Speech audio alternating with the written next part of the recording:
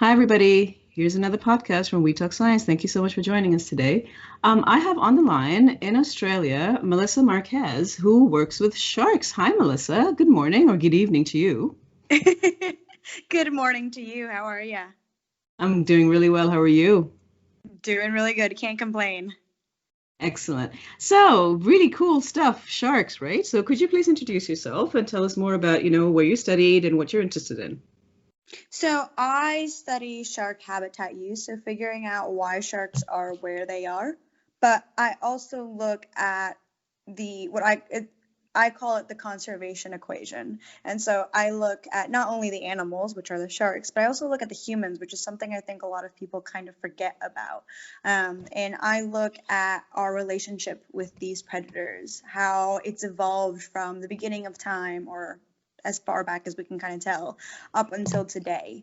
And I'm really interested in seeing what sort of factors sway our perceptions of these animals. Is it gender? Is it socioeconomic background? Is it the very job we have or the TV and the media that we intake? Really, really interested in that too. So I look at that as well as looking at that habitat use for sharks. But I've always been interested in studying them. I've always been drawn to misunderstood predators, and I think sharks are probably the one of the most misunderstood out there. So cool. What inspired you to study sharks, the misinterpreted predator, as you say?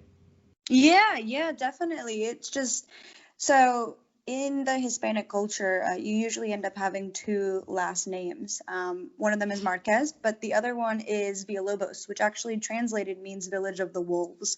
Um, and so I've always had that kind of connection with predators being terrestrial. But funnily enough, sharks are actually known as wolves of the sea sometimes. So it seems like it's always been in my blood.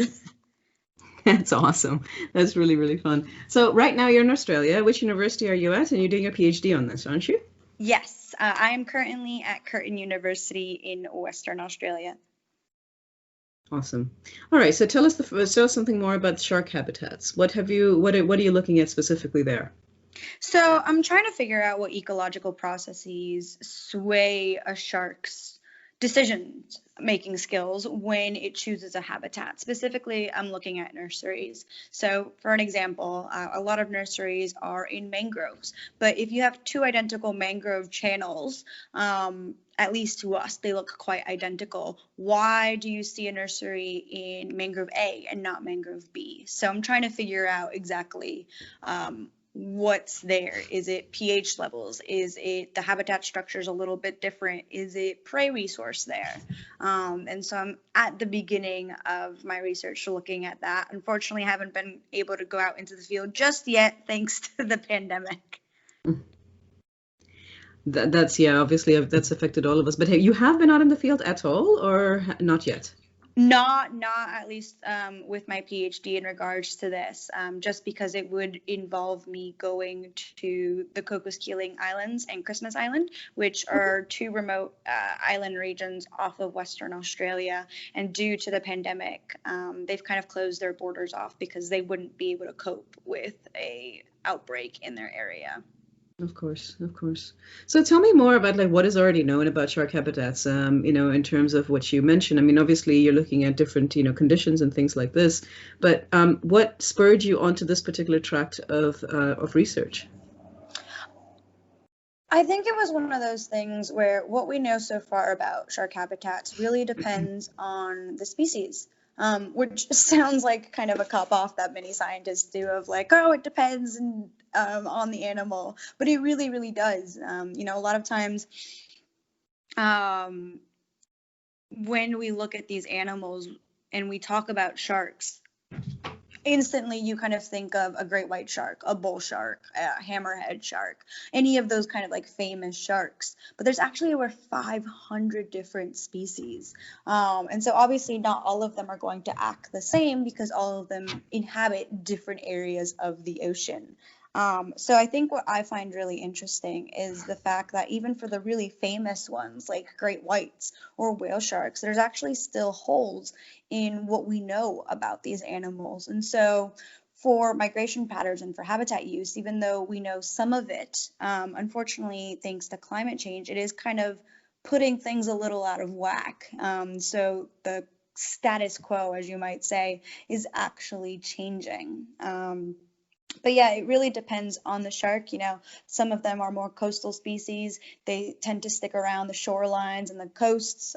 They end up giving birth to baby pups, which is what we call sharks, or baby sharks rather. And either the shark goes into a nursery area and lives there for the first little bit of its life to kind of grow up, learn how to become a predator, and then once it's too big for that nursery area, it will go out into the big ocean, and continue to grow and hopefully reproduce itself. Or if you've got a more open ocean kind of shark, they don't have nurseries, or at least we don't think they have nurseries. There is no parental care in sharks, so we think the mom kind of just pops them out and it's like, all right, good luck. So very, very varying between those different species. Okay, I didn't even know that sharks had nurseries, or some sharks at least have nurseries. So that is really, really interesting information. Cool. So let's move on to the second part of what you're looking at, and that's conservation and also our relationship with these predators. So what do we know so far, since the birth of knowledge or whatever, about the relationship between humans and sharks? Yeah, so I found it really interesting that depending the region, it swayed how our perception of these animals are. So, for example, here in Australia, we have hundreds of different Aborigine regions. Lots of Aboriginals have different relationships with not only nature and its wildlife, but also specifically sharks. So, in the northeastern part of Australia is where I saw most of the shark folklore. And this is anything from the shark itself or a stingray itself actually carving out rivers that are still here today to when sharks start coming in, that's when they know when to hunt or when they know not to hunt. And if you happen to break a law, or the unwritten, unspoken law, really, of hunting for these animals when you're not supposed to, it was actually punishable by the people in your kind of group, which I found really, really interesting. Over there in the United States, you've also got Hawaii is quite big for their folklore as well, where sharks back then and even really now in some folklore, they kind of occupy every niche, from being gods and protectors to being tricksters and not really having the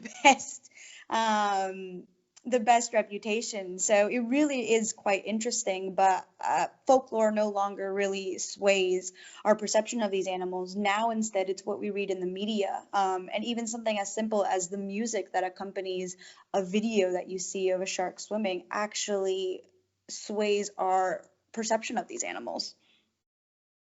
So what is it about the shark that makes it so incredibly, attractive as a subject of folklore? Because I mean, looking at Hollywood as well today, how many shark movies are there? I mean, there are a lot. Yeah, and I think it's one of those things where we love to hate our monsters. We love being scared. And then once you're out of the movie theater being like, well, that was nice for a little bit of a thrill, getting the heart rate up, but I'm safe and sound here at home in my bathtub or whatever. I think we're a bit addicted to that fear and addicted of having almost a bad guy. And sharks quite easily can be that bad guy because, well, they don't look really cute and cuddly. Depending again the species, they can have multiple rows of sharp teeth. Their skin is covered in dermal denticles. When you translate that, it literally means tiny teeth. So they're not the most charismatic animal, and so I think it's quite easy to paint them out as a devil or as a monster or a mindless killer. As keeping all of this in mind, conservation efforts must be difficult, or at least in terms of the public view. So I mentioned in the email that I wrote to you about a paper that we published recently in iScience, and essentially that, it's entitled "Inaccurate and Biased Global Media Coverage Underlies Public Misunderstanding of Shark Conservation Threats and Solutions." And I'm sure that you identify very, very much with this. Oh, 100%. Funnily enough, even before you sent me that email, I also wrote about that paper because it's true. Inaccurate and biased global media coverage is a threat to sustainable shark conservation. Uh, the example that they kind of give on in the paper is talking about shark finning. And so if people hear about shark finning in the media, that's one of the biggest threats that the media continuously talks about over and over again when it comes to sharks, it's overhyping it and it's oversimplifying the issue. And so that can be dangerous because people who are misinformed about these threats and solutions can undermine existing successful conservation initiatives by actively pursuing the wrong policies. Yes, shark finning is one of the threats that sharks are facing, but actually the biggest ones are overfishing and bycatch. Okay. So what do you think needs to happen? I mean, not just in sort of, publishing a paper like this, of course, contributes to, public awareness because this was actually press released as well. But what do you think needs to happen in terms of policy to ensure that we are conserving, let's say the wolves of the sea, which are, in my mind, amazing. I mean, sharks are just amazing creatures. So what do you think needs to happen there? Yeah, I think one of the biggest things that we can do as consumers of the media, as the general public, is if you want to learn about what really is going on and how you want to help, it's never been easier to learn directly from experts. You can follow shark scientists on social media, especially Twitter. Twitter has a whole entire list of shark scientists that you can follow and learn about these animals. Not only really cool facts, but how you can directly contribute to helping these animals. Sign up for mailing lists on mainstream science-based nonprofits, and make sure that you question what you're reading. When you see something in the news, always think, is this the whole story? Am I reading this correctly? And do a little bit of digging on your own, just because of in the day and age that we are in, it is very easy to make false information or misinformation go viral. So you want to make sure to always have that little grain of salt, being like, is this true what I'm reading? And do a little bit of extra digging. Yeah, I think that applies to pretty much anything that you read on the internet these days as well. Pretty much the reason why I started We Talk Science too. Oh, Yeah, yeah. I mean, don't get me wrong. It's amazing what we are able to do, and journalists out there are doing a great job bringing us information to our doorsteps, to our very phones. And the conservation movement in general is absolutely amazing, and it can bring communities together, help protect our oceans, but it could also be a tool used to decide which resources are important and who nature belongs to, and what gets protected. And sometimes what we think needs to be protected isn't always the case. I feel like a lot of times for conservation movements, it's always the cute, cuddly, charismatic animals that get protection. And I'm not saying that's wrong.